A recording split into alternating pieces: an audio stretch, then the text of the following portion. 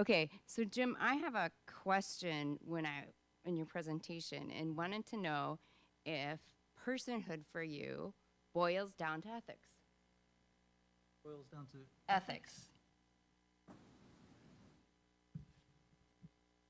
Well, I wouldn't say it boils down solely to that.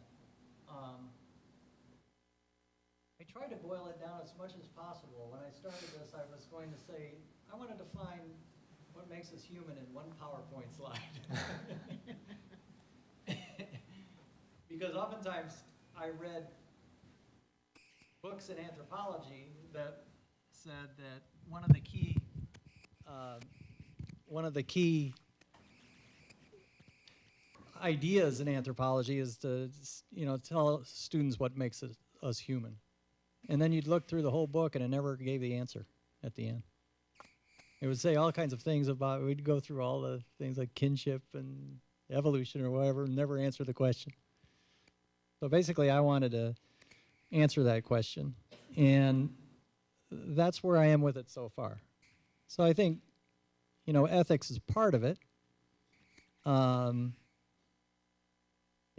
perhaps the why we evolved to think in those particular ways, which is quite different than a lot of other animals are capable of thinking.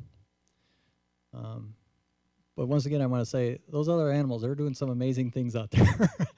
And I don't want to make it seem like we are completely separate from many of the issues that other animals face, and they may not have written ethics, but they oftentimes follow some of the very same guidelines. And I guess my comment to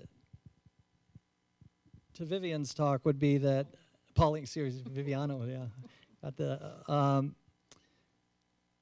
was the very first thing you said was everything that we said is in the Bible. Oh. And but your ending point was very similar. I agree. So overall, yes, and I think that was a key point. I think the key point that you were making at the end matches my key point. At the same time, most everything in between, I would like to point out that is outside of the realm of science. Okay, we can't test that stuff. And so when science and faith get together, I think there can be great outcomes. But we do have to keep in mind that the process is very different, and that there's a lot of things that could very well be true that science just can't test. And so in many ways we maybe offer, ideas that can limit ways of thinking or constrain thinking and say, okay, we know this a little bit, we know how this works now a little bit. And how does that, you can take that information or leave it. But I think the processes need to remain separate, but it's quite wonderful when the outcomes are very similar. The biggest problem I had in preparing for this is precisely to speak how science plays into anything that I was doing. I have taught creation, creationism, intelligent design, evolution, but I don't, and the differences between them and stuff.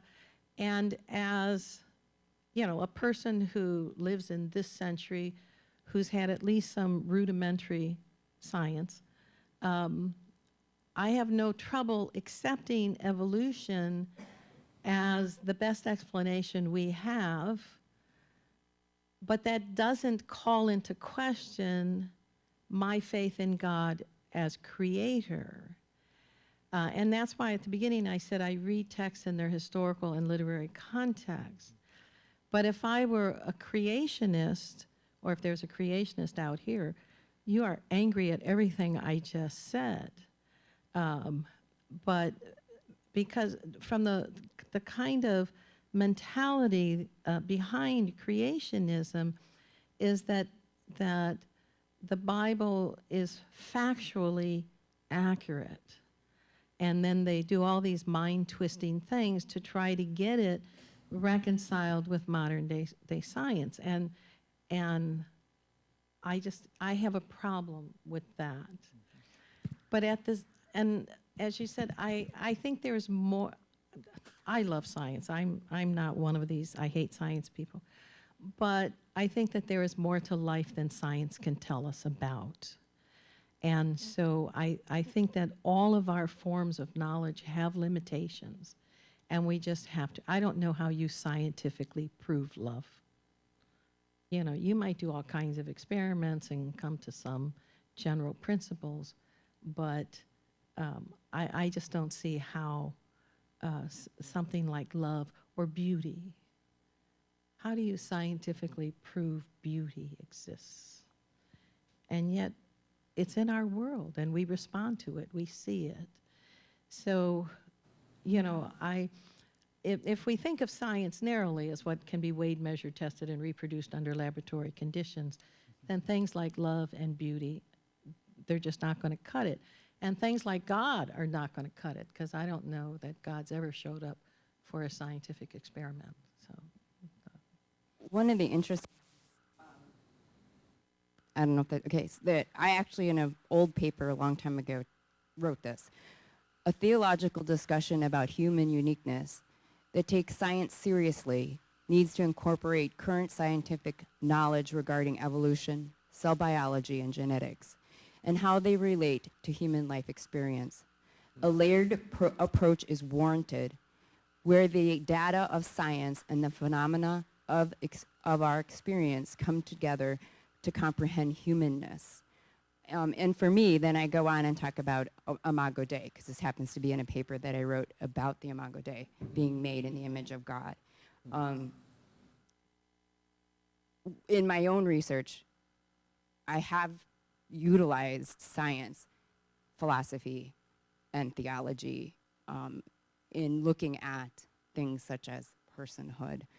I don't know if God's going to show up either, but I truly feel there's a sense of human uniqueness that comes in understanding that there's something greater than ourselves. God. well, I would agree. I mean, I do think that theologians have a huge task ahead of them, because I think they have to rethink, particularly Christian theologians, that they have to rethink almost everything they have held in light of a modern understanding of the cosmos. And if you look in the history of understandings of God, it has always undergone profound changes when there's been a